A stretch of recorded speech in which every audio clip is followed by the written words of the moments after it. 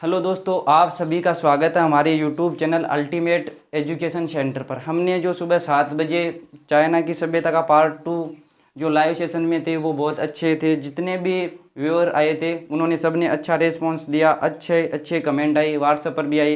तो उससे मुझे जो मोटिवेट मिलता है उसी मोटिवेट के साथ में जब नेक्स्ट लेक्चर तैयार करता हूँ तो उसमें उसी एनर्जी से मैं पढ़ाता हूँ। तो हम अब आगे देखते हैं। आगे देखने से पहले हम थोड़ा सा जो चीन की सभ्यता का पार्ट 2 हमने लॉन्च किया था, जो लाइव सेशन किया था, उससे पहले देखो उसी का हम एक बार रिपीट करते हैं। चीन की सभ्यता, चीन की सभ्यता। इस चीन की सभ्यता का हमने कहाँ से स्टार्ट किया था? तो जो पार्ट फर्स्ट था वहाँ पे हमने इसका किया था भौगोलिक परिचय। जो भौगोलिक परिचय किया था उसमें हमने नदी नालों और पहाड़ पर्वत, जो कृषि थी, आर्थिक तरक्की थी, उन सब के बारे में वहाँ पे हमने चर्चा की थी। तो आर्थिक परिचय में, भौगोलिक परिचय में यह संबंधित आता है और उनका किस कारण से वो घमंडी स्वभाव के, इस बारे में भी हमने चर्चा की थी। जबकि जब सेकंड पार्ट हमने बनाया था, पार्ट सेकंड, तो उसमें हमने चर्चा की थी, वो चर्चा की थी चीन का प्रारंभिक इतिहास में। हमने पहले चीन के उपनाम देखे थे, चुंग कुओ, चुंग हुआ, तियानशिया, वो सब हमने इसमें देखे थे। चीन के उपनाम, चीन की सभ्यता के उपनाम बोलो यहाँ पे, चीन की सभ्यता के उपनाम।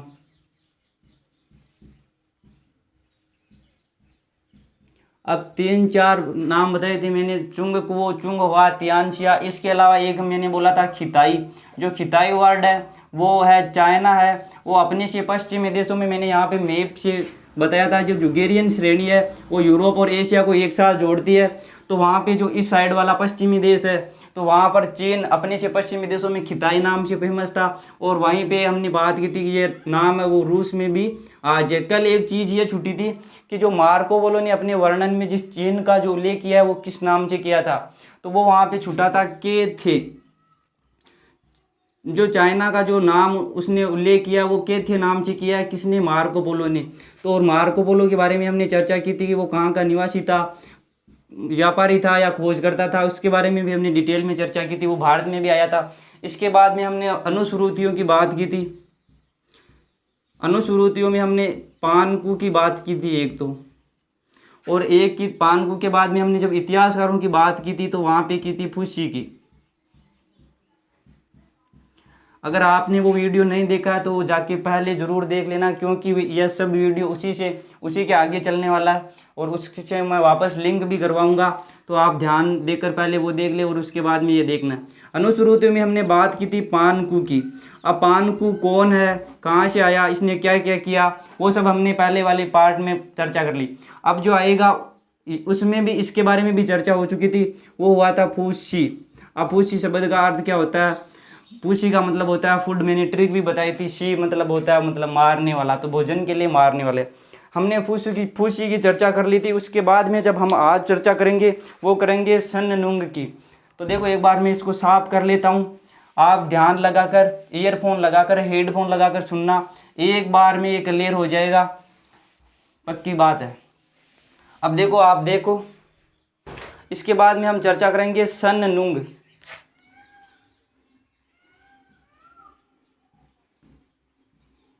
जो फूसी के बाद में हमें उल्लेख मिलता है वो चीनी इतिहासकारों के अनुसार है। तो सन्नुंग का जो अर्थ होता है वो होता है खेती का देवता।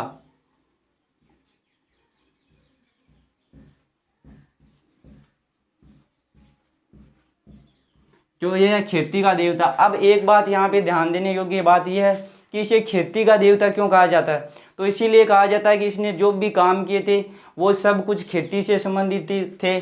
तो इसने एक काम किया था, वो किया था हल और कुदाल का आविष्कार किया था। हल और कुदाल का आविष्कार किया था। तो हल और कुदाल का आविष्कार किसने किया? तो वो किया था सन नुंग, जिसका अर्थ होता है खेती का देवता। तो खेती के देवता ने हल और कुदाल का आविष्कार किया।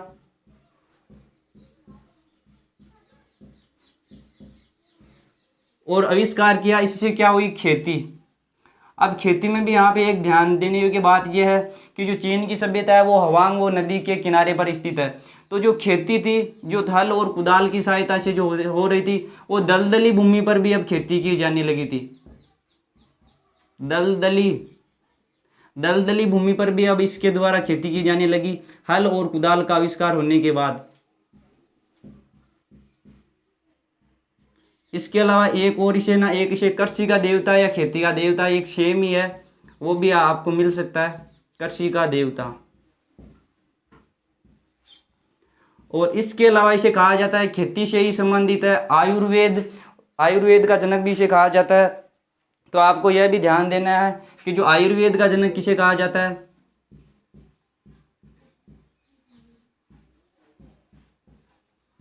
वो आयुर्वेद का जनक भी सुननुंग को ही कहा जाता है। इस प्रकार सुननुंग ने खेती से संबंधित ही पूरे के पूरे जो काम किए थे, इसीलिए इन्हें खेती का देवता कहा जाता है। इसके अलावा हमें अब जो आगे मिलेगा वो मिलेगा हुआंग हुआंगशी।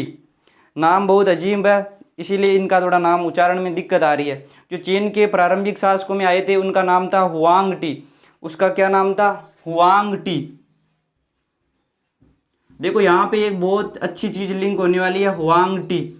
अब हुआंग टी इसका अर्थ होता है, वैसे शाब्दिक अर्थ वो होता है पीला सम्राट।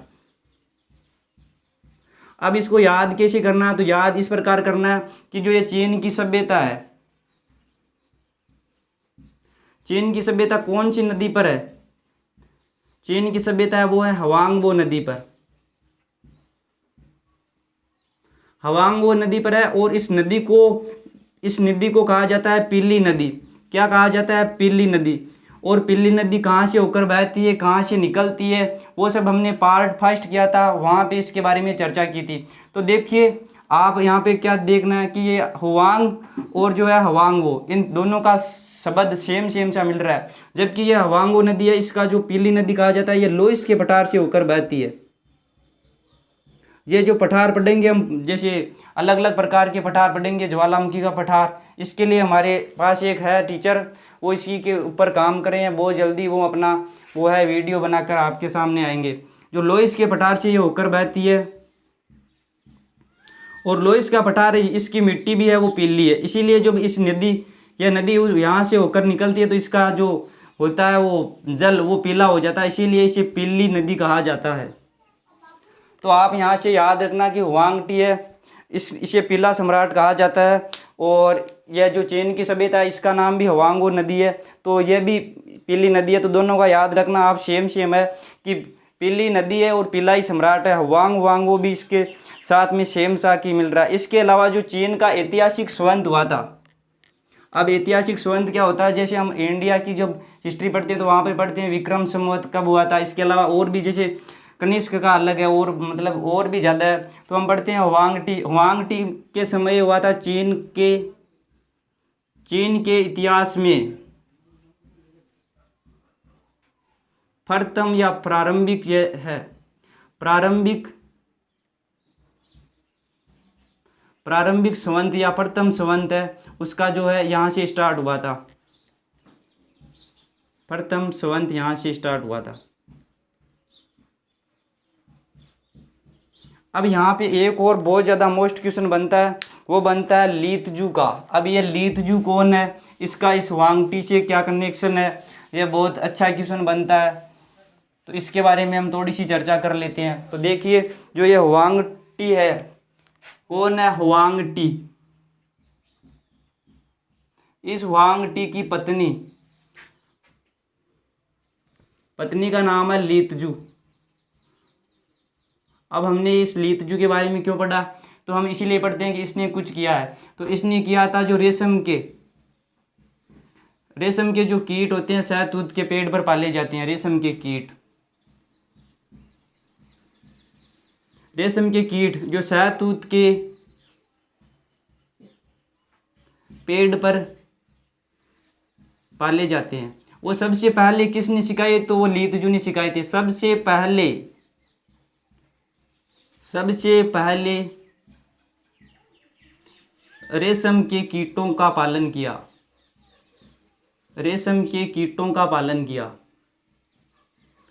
और इसीलिए इसे कहा जाता है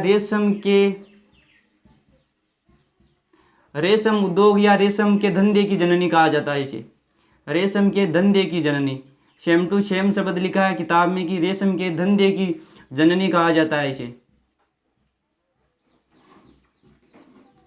जननी कहा जाता है। अब ये ली तुझी से बहुत इंपॉर्टेंट क्वेश्चन बनता है कि ये किसकी रानी थी, इसने क्या किया था, और जिसे जो है रेशम के धंधे की जननी क्यों कहा जाता है, इसका संबंध इसी से है। अब हम आगे जो चर्चा करते हैं तो इसके बारे में एक क्वेश्चन और बनता है। चीनी आख्यानों के अनुसार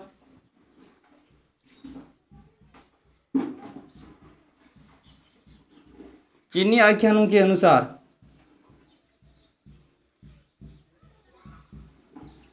जो ये हुआंग टी है,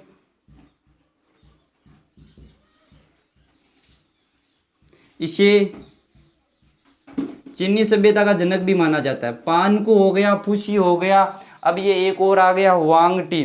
तो जो हुआंग टी है इसे भी चीनी जाति का पिता माना जाता है, इसे चीनी जाति का पिता माना जाता है। चीन की सभ्यता का नहीं है, यहाँ पे चीनी जाति का जो है वो पिता माना जाता है।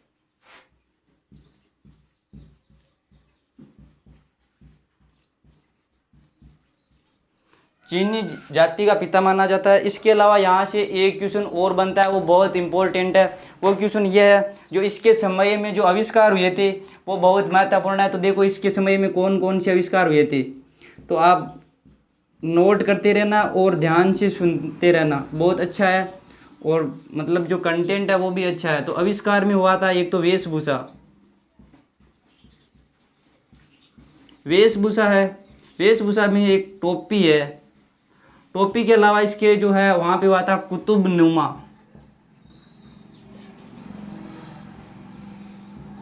कुतुबनुमा होता है, ये कंपास होता है। जो वेशभूषा है, टोपी है, कुतुबनुमा है, इसके अलावा कंपास है, इसका आविष्कार भी इसी के समय में हुआ था। इसके अलावा इसके समय में जो हुआ था वो हुआ था मुद्रा मौसम विज्ञान। मुद्रा मौसम और विज्ञान, मुद्रा मौसम विज्ञान का भी इसी के समय में जो हुआ था। इसके अलावा एक और है, वो है कफन।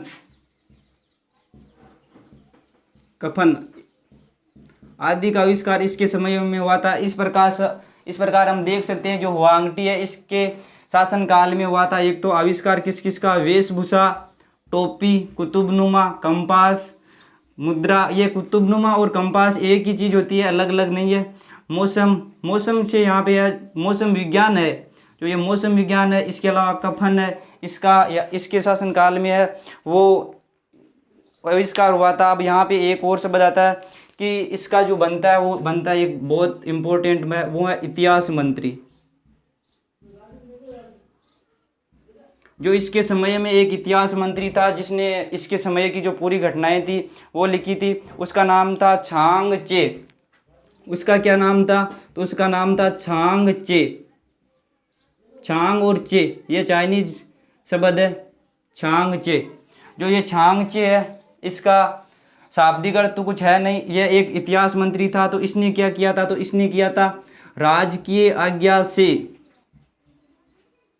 राजकीय आज्ञा से, राजकीय आज्ञा से इसने इतिहास लिखा था। मतलब राजा की आज्ञा के बाद में इसने इतिहास लिखा था। इससे ये भी होता है कि यहाँ पे जो है पहले स्वतंत्र रूप से लिखने की स्वतंत्रता नहीं थी। जो हुआंग टी का जो शासनकाल है यहाँ तक के, यहाँ से पहले चीन की सभ्यता में ना लिखने की स्वतंत्रता नहीं थी। इतिहास मंत्री छांग चे के जो उसने लिखा है राजकीय आज्ञा से इतिहास लिखा है, तो इतिहास लिखा। और इस इतिहास को भी क्या किया हुआंग टी ने, वो है बाद में जलवा दिया था इसे।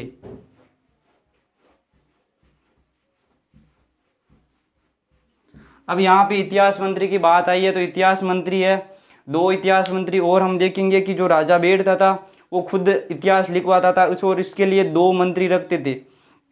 तो देखना इतिहास मंत्री है वो किस प्रकार है, यह एक चित्र से समझेंगे हम।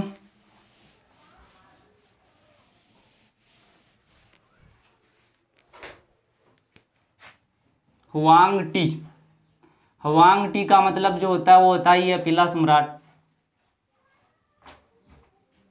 हुआंग टी, जो ये हुआंग टी है, हुआंग टी,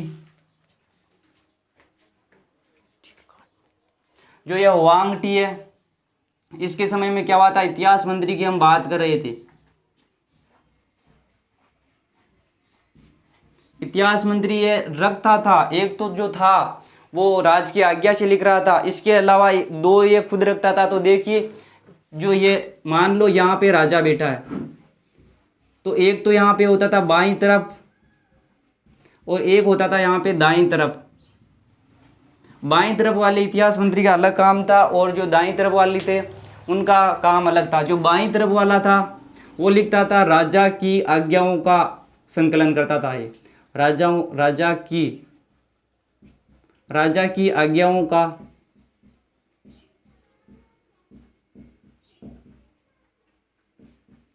संकलन। इसके अलावा ये जो प्रजा की होती थी, जो मांगे होती थी, प्रार्थनाएं, प्रजा की जो होती थी प्रार्थनाएं, उसका भी ये लिखता था इतिहास। अब एक और इतिहास मंत्री इधर जो है दाईं तरफ, वो यहाँ पे ना इन इतिहास मंत्रियों के नाम नहीं लिखे हुए हैं। शायद हो सकता है कि ये अलग अलग टाइम पर अलग अलग चेंज हुए हो। जो दाईं तरफ वाला इतिहास मंत्री है, इतिहास मंत्री जो इधर वाला है दाईं तरफ वाला, यह लिखता था इसके शासनकाल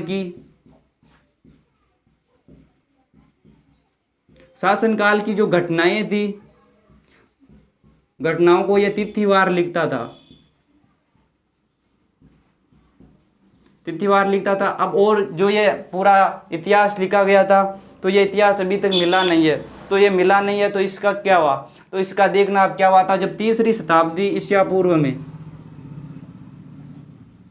जो तीसरी आई थी, उसमें ना इसी राजा ने वापस वो जलवा दिया था, तो इसका कोई फायदा नहीं हुआ। जो तीसरी शताब्दी ईसा पूर्व में, तीसरी शताब्दी ईसा पूर्व में राजा ने यह इतिहास जलवा दिया था। राजा ने यह इतिहास जलवा दिया था।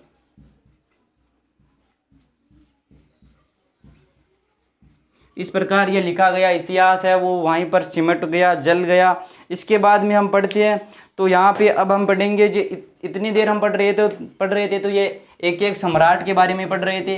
अब हम पढ़ेंगे राजवंश से। अब चीन में सबसे पहले किस राजवंश की स्थापना हुई, किसकी हुई, कौन सा वंश था, तो इसके बारे में हम चर्चा करते हैं। तो यहाँ पे अब चर्चा करेंगे। एक है यू नाम का एक सम्राट है। तो देखिए यू नाम का सम्राट है, इसने की थी शिया राजवंश की स्थापना की थी इसने। यह चीन का राजनीतिक इतिहास का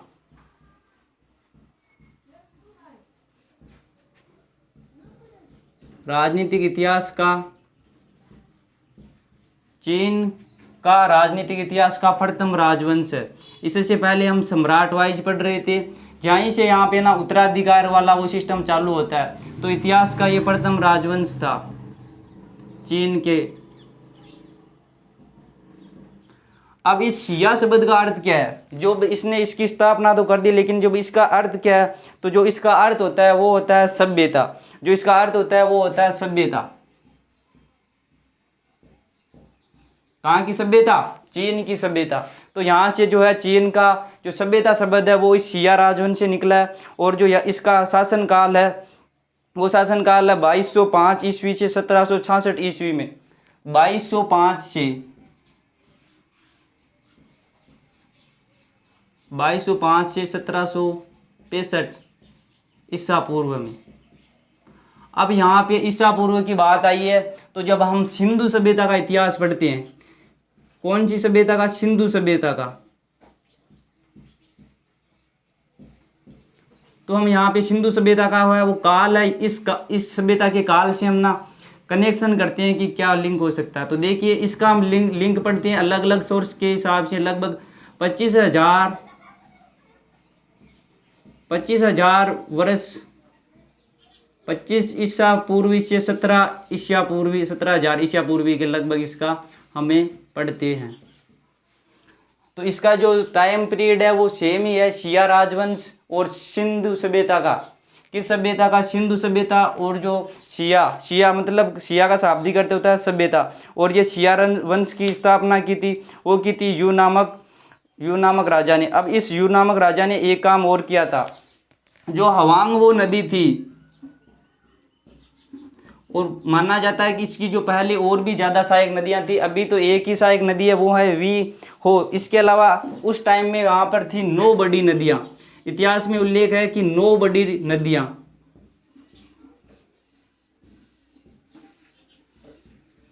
9 बड़ी नदियों का मुंह है नहीं, यहाँ पे हम लेते हैं, यहाँ इसका जो बहाव का किनारा था,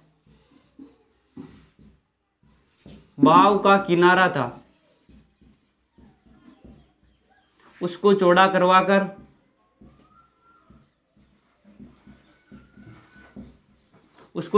कर भयंकर बाढ़ से बचाया था।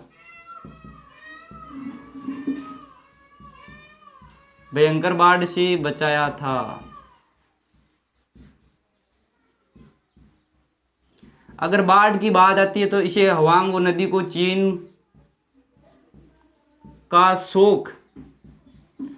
शोक और चीन का वरदान भी कहा जाता है।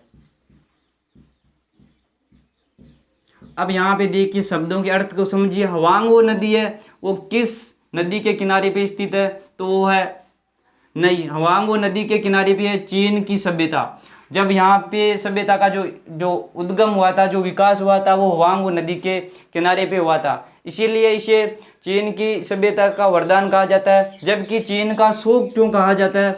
तो यह वर्षा के समय क्या आती थी यहाँ पर?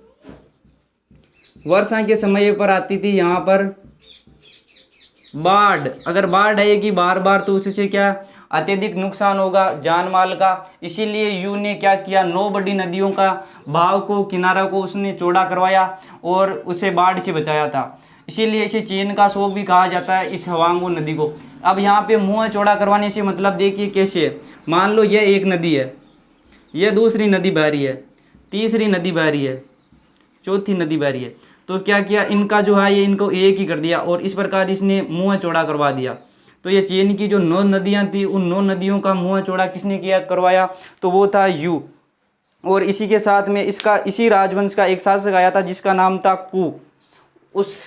इसी वंश का एक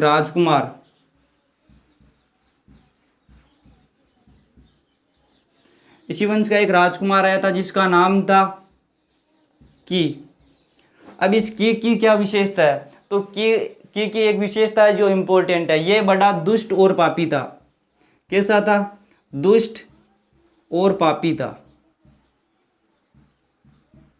और अगर दुष्ट और पापी होगा तो जिसका सर्वनाश निश्चित है। तो एक टांग नामक राजकुमार आया था, आया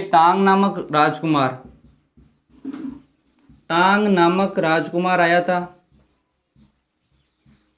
इस टांग नामक राजकुमार ने जो यू ने शिया राजवंश की स्थापना की थी, उस राजवंश का सबसे अंतिम है। और ये इसके अलावा 18वां राजा भी है, 18वां शासक भी है, 18वां शासक जिसका नाम है की। और इस की का जो है वो अंत किसने किया, या जो इसने शिया राजवंश है इसका अंत किसने किया? तो टांग नामक राजकुमार ने इसका अंत कर दिया हमेशा के लिए। इसके बाद में जब नया राजवंश स्टार्ट होता है तो वो होता है सांग राजवंश। और सांग राजवंश के बारे में हम कल पढ़ेंगे। आज हुआंग टी के बारे में हमने डिटेल में चर्चा की है। और पूरा वीडियो को देखने के लिए आपका धन्यवाद। और इसी तरह से अपना सपोर्ट और प्यार बनाए रखना। हम आगे भी इसी तरीके से बहुत डिटेल में चर्चा करेंगे। और सपोर्ट के साथ ही सपोर्ट पर ही डिपेंड करता है कि हम कितने लेक्चर बनाएंगे इसके बारे में और कितनी मेहनत करेंगे। तो थैंक्स आप सभी का।